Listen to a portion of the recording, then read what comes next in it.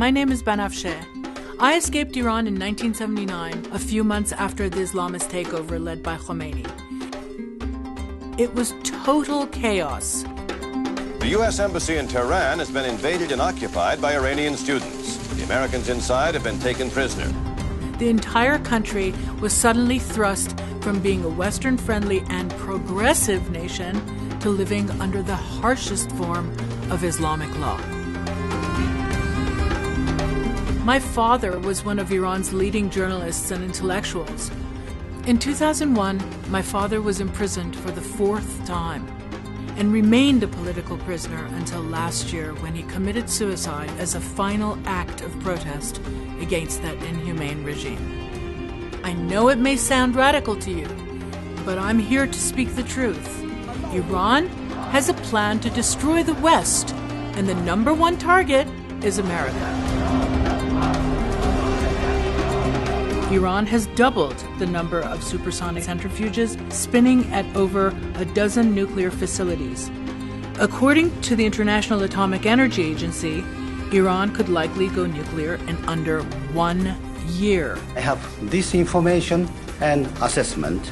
I must alert the world.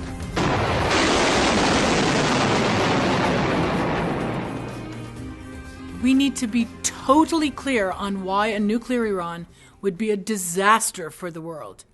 There are 3 reasons. I imagine it would take about 1 day for Iran to pick up the phone and give the Saudis an ultimatum.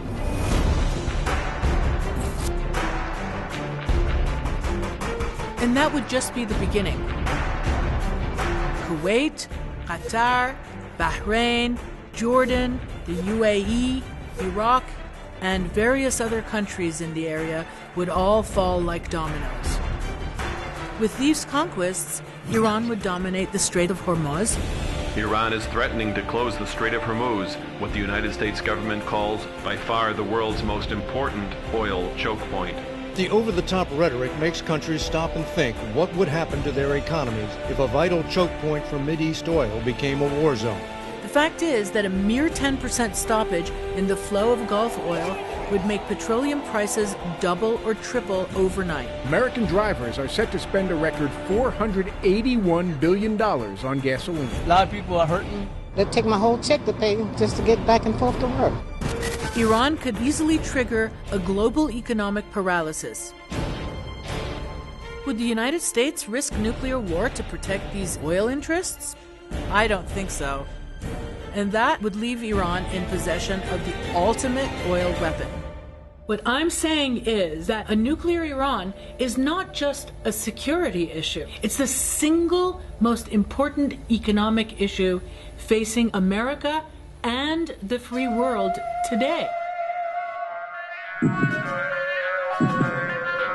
Think about everything you know about the volatile Middle East and inject nuclear weapons into the equation.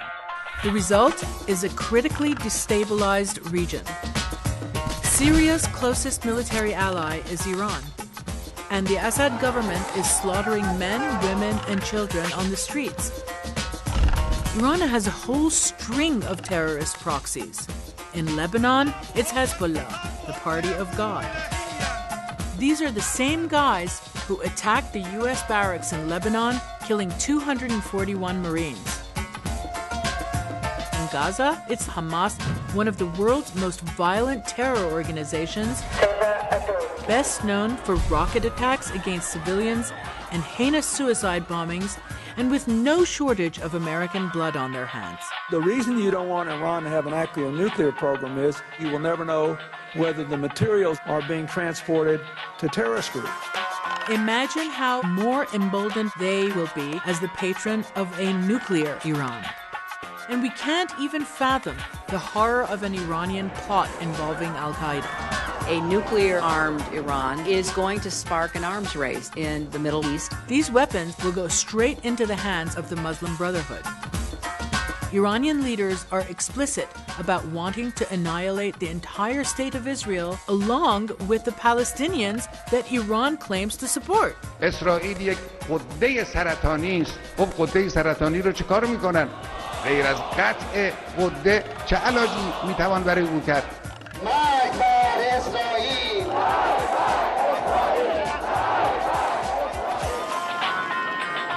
Iranian missiles do not distinguish between Arab and Israeli, between Muslim, Christian, or Jew.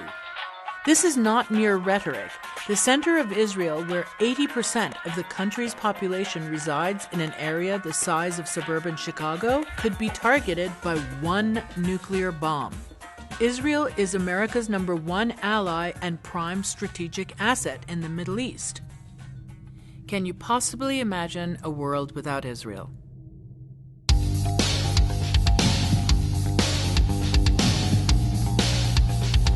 The crisis of a nuclear Iran is not just localized in the Middle East. Iranian leaders are on a messianic warpath with the ultimate goal of hastening the Mahdi, the messianic 12th Imam, to usher in an era of global Islamic domination. روی زمین خیمه‌ای از هور یا مو یعنی خانه‌ای باقی نمیماند مگر اینکه اسلام در اون خونه وارد میشه. Iran's fanatical leaders envision a world living under the most extreme form of Islamic Sharia law. In jeopardy are things that we in the free world take for granted: freedom of speech, freedom of assembly, freedom of the press. Public hangings in Iran are especially cruel. Human rights activists say these two teenage boys were executed for being gay. Christian pastor sentenced to death in Iran for refusing to recant his religious beliefs. Even Muslims from non-Shiite sects are targeted for domination. While a nuclear exchange could cost Iran millions of people, Iranian leaders have declared that to be a small sacrifice for advancing jihad, where war is a religious obligation and death brings eternal heavenly rewards. Waves of young boys who volunteered to become martyrs, clearing minefields by running across them. The Times of London reported that Iran has 40,000 suicide bombers trained and ready for action.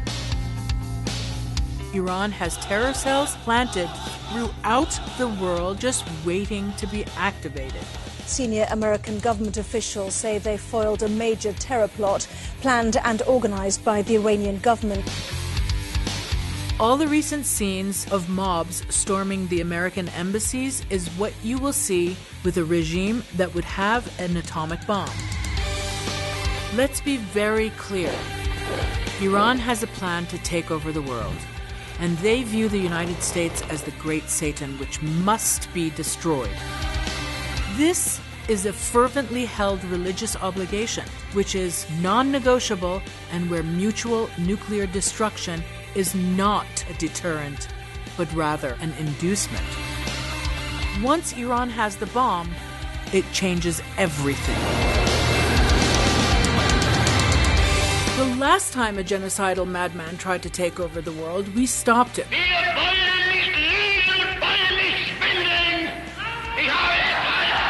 Because if Hitler would have had nuclear weapons, who knows what might have been the outcome.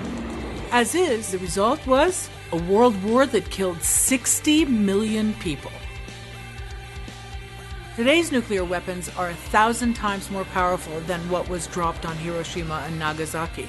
We cannot even fathom the cost in human suffering if we had to go to war to defang a nuclear Iran, not to mention the trillions of dollars needed to make it happen.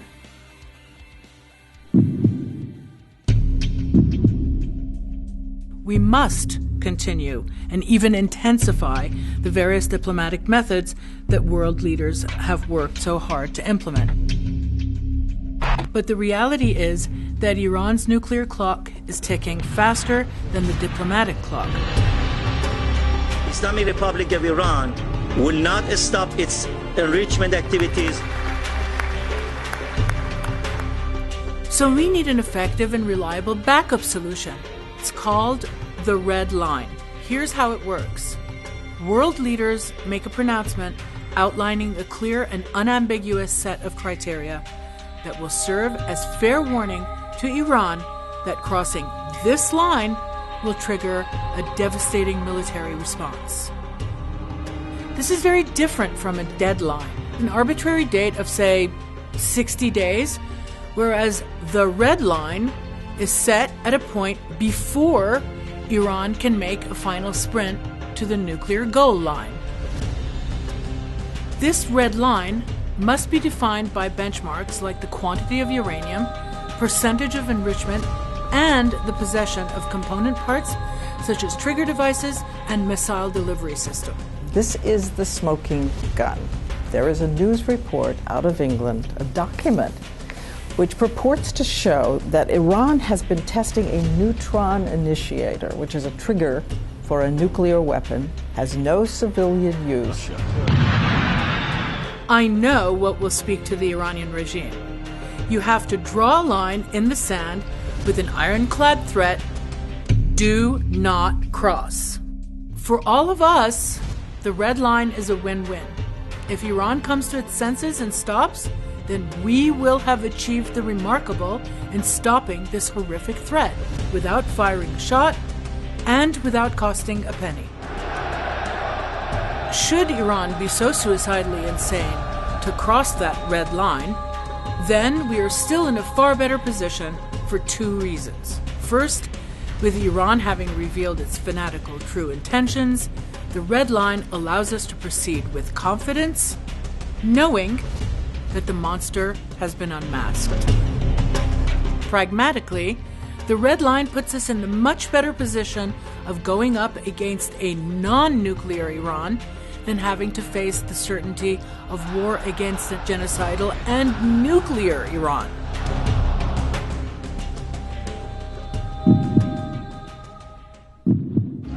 The good Iranian people are out once again on the streets protesting. هیچ کس پشتبان جنگ نیست. همه جویای روش‌های صلح‌جویانه برای سرنگونی این رژیم می‌باشیم. The question of the thin red line is something everybody seems to be dancing over and around. Each of us can choose right now to become a part of the solution. Because although the leaders of the free world are the most powerful individuals, there is another more powerful human force. The collective voice of humanity rising up together, calling out in unity. So we're calling on everyone.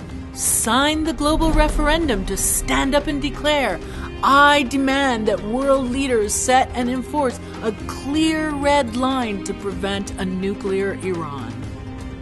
We need everyone on the same page, from soccer moms to CEOs, from the deserts of Sudan to the gardens of Japan.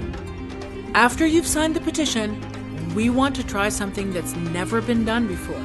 We want to generate an avalanche of separate YouTube videos. We're calling on everyone to record your own 10-second video demanding that world leaders set that red line.